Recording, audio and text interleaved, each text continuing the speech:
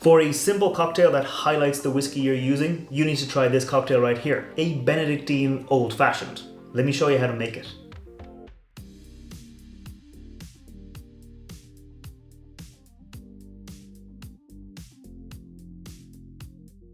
Welcome back to the channel. I'm Matt, I'm the whiskey nerd, and like I said, this week I'm making a simple little cocktail that highlights the whiskey I'm using. I'm making a Benedictine Old Fashioned, and I got the idea for this cocktail when I reviewed this whiskey right here, the Glenallachie 15-year-old single malt Scotch. I'll put a link to that review up there. I'll put a link down below if you want to check it out afterwards, because this is a very, very nice Scotch whiskey. It comes in at 46% ABV, has a nice bit of weight to it, but also it's got some good cask influence. Like, it's got a good nice profile of sherry coming through, which works well with like the biscuity malt. And I was saying, if I want to make a cocktail with this, I don't want to hide the flavour of that whiskey. I want it to be still noticeable, so I was kind of thinking I'd make what's called a liqueur sweetened old fashioned, an LSOF. And there are a lot of these cocktails out there. There's things like the Godfather cocktail. There's a lot of cocktails that use a little bit of like a liqueur instead of sugar to make an old fashioned. So an old fashioned, it's pretty much simple.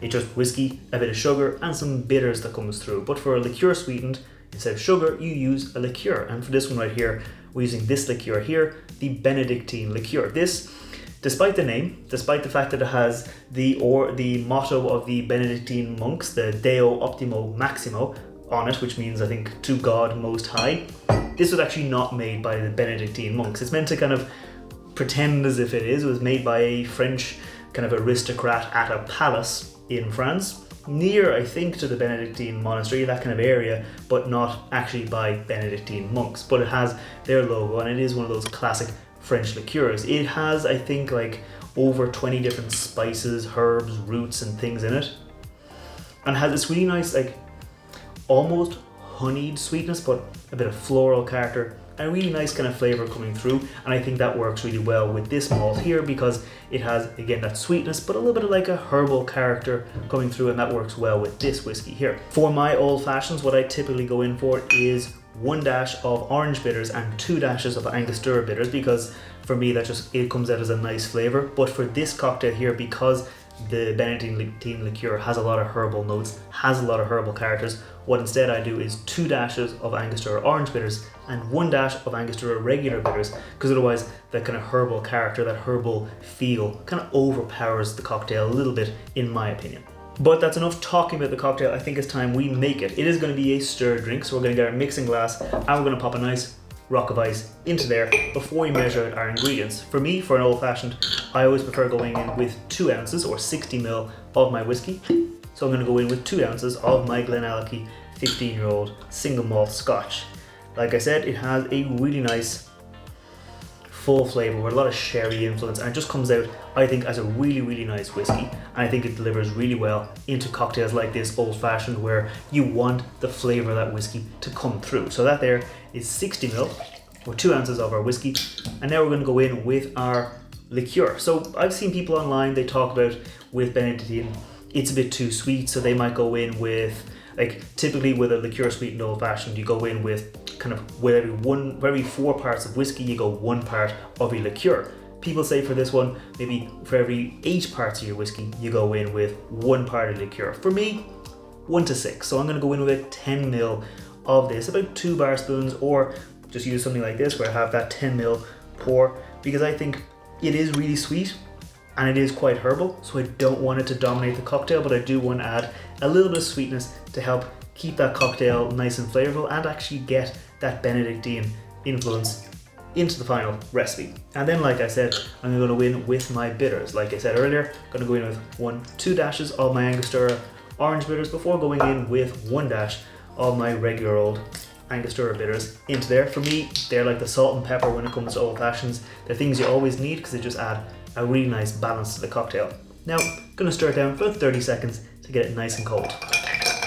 Okay, I think that is nicely chilled now, so I'm going to ready to strain it out. I'm going to strain it into a nice chilled rocks glass. I'm going to pop another nice fresh rock of ice into there to make sure this cocktail is nice and cold. So pop my strainer up top and just pour it out just like that onto that lovely new fresh rock of ice.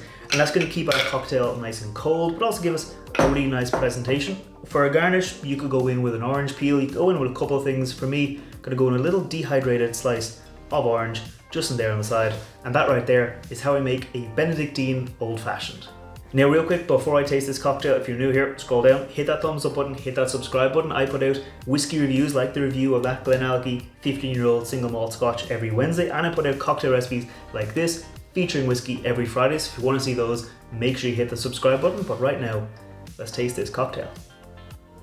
Oh, that is lovely. It's got this, like again, most of this cocktail is whiskey, so you're gonna get a nice big hit of that whiskey up front, but you also get the Benedictine flavor. You get that sweetness, you get the herbal character, but it doesn't take over the cocktail, it just adds to the flavor. The little bit of orange, the little bit of Angostura bitters give you, like I said, a bit of a roundness, a bit of a richness, but again, doesn't take away from the character of that whiskey, where you get a lot of sherry, you get a nice bit of oak, and you get that biscuity malt character coming through.